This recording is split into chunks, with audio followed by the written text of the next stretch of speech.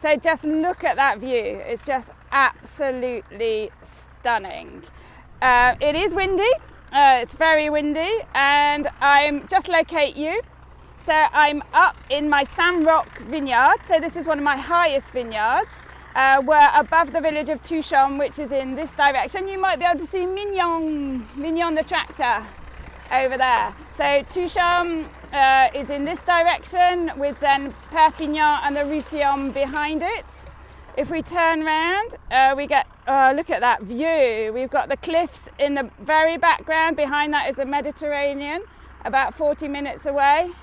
Pan round, bit of sunshine, great sunshine. Come round here, over this way, we've got Narbonne, about an hour away. And here we have a bit of a sad Jean-Marc, but we're coming on to that. And behind me, we have the Montoche. So what's your problem, Jean-Marc? I cut the grass, but they are not only grass, they are any stone, and I broke the... So he says he's been cutting the grass, and unfortunately it's not just grass. Look here, can you see that?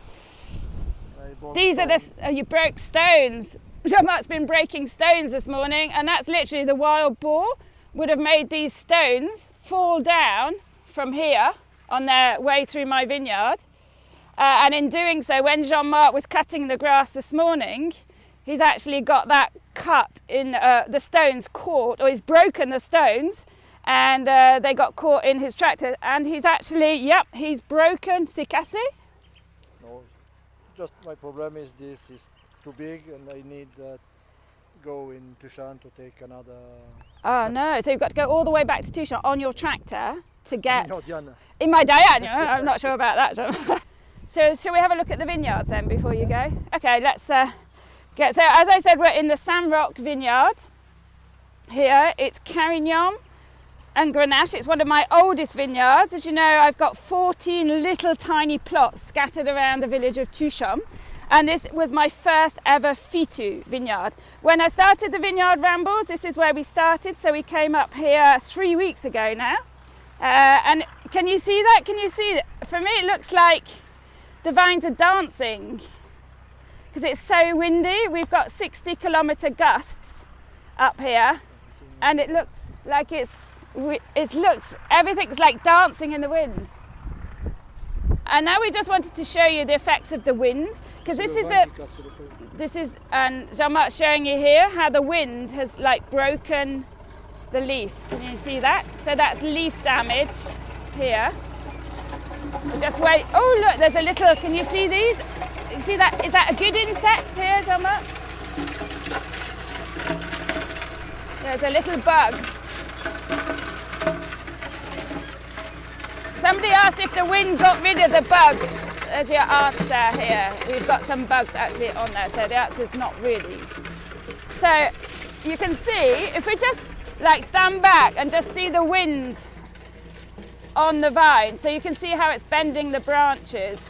And this is, I mean, it's a strong wind, but it's nothing like, it can get up to double the strength. I think we're about, is it 50 kilometers? About 70. 70, all right, it's about 70 kilometers. And you can see how those top branches are like bending in the wind, and they can actually, oh look, is that, ça c'est cassé en bas? No, ça oui, mais c'est... Oh, and there's one that's actually fallen off because of... But here the wind worked for us, because ça on doit le sortir, ce sont des gourmands. Oh, but in that, for this particular one, it's called a gourmand, a greedy shoot, because that greedy shoot was at the bottom of the vine, on the vine stump, and we don't actually want the vine to concentrate on growing on those shoots. So the wind actually did us a favour there, and it's blown off that bottom shoot. So, and you can see there are no grapes on there at all. So do the bugs eat the leaves? Est-ce que les insectes ils mangent les feuilles? No, not that one.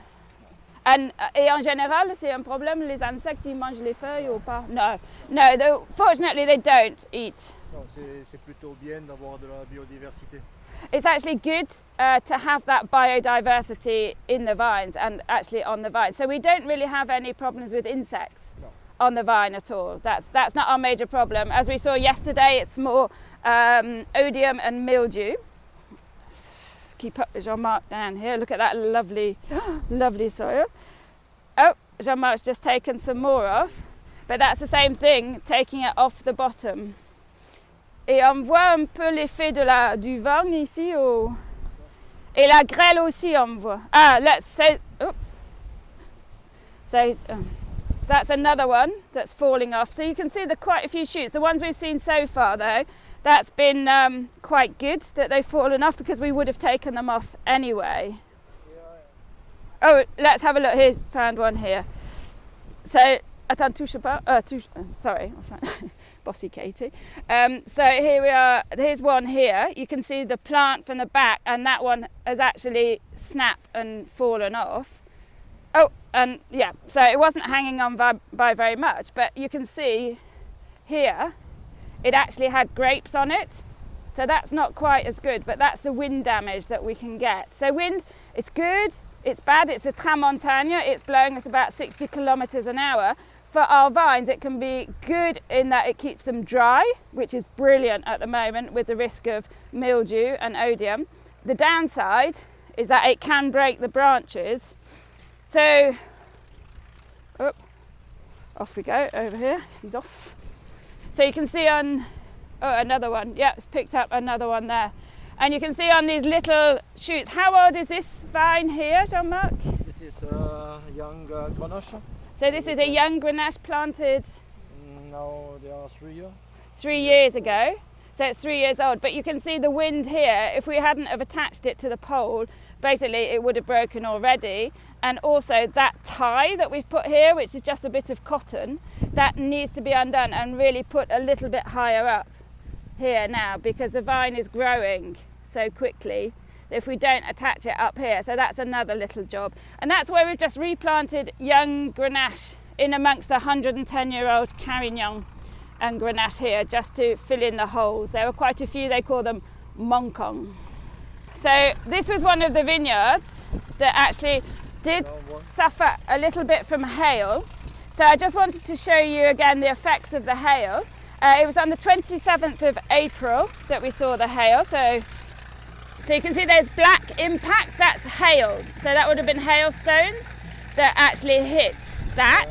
And that was on the 27th of April. So it's not major damage at all. It's just little black spots, little cuts. And then you can see from the 27th of April, if you measure up the top, that's how much, that's combien de centimètres là que ça a poussé?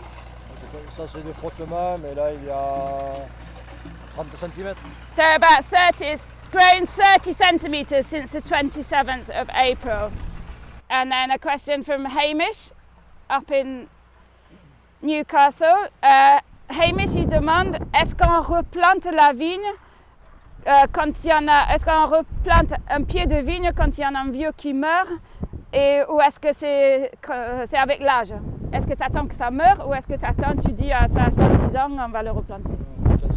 Yeah, it's when it actually dies. So you can see most of them really healthy here. 110 years old, can you imagine what they've seen up here?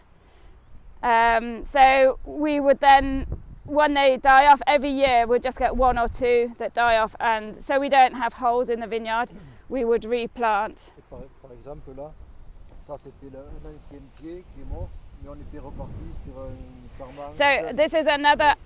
On pourrait repartir sur ça pour faire un autre. So what we can do, if you can see this here, again we're in the shade, but this old stump at the bottom actually died, but we managed to get another shoot and prune another shoot on the side of it, which came up here and actually formed and grew again as another vine. So in that particular case, it did die off, ça meurt carrément, et après c'est reparti. Il y a des bras qui se... Certaines fois, il peut y avoir des bras qui meurent. Ouais. Quand on a des sarments qui repartent comme ça, on peut garder ça. Yeah, so what he's saying is like the trunk can actually die, the plant can die, but then you'll get a little shoot that sprouts on the side, like you can see that one has.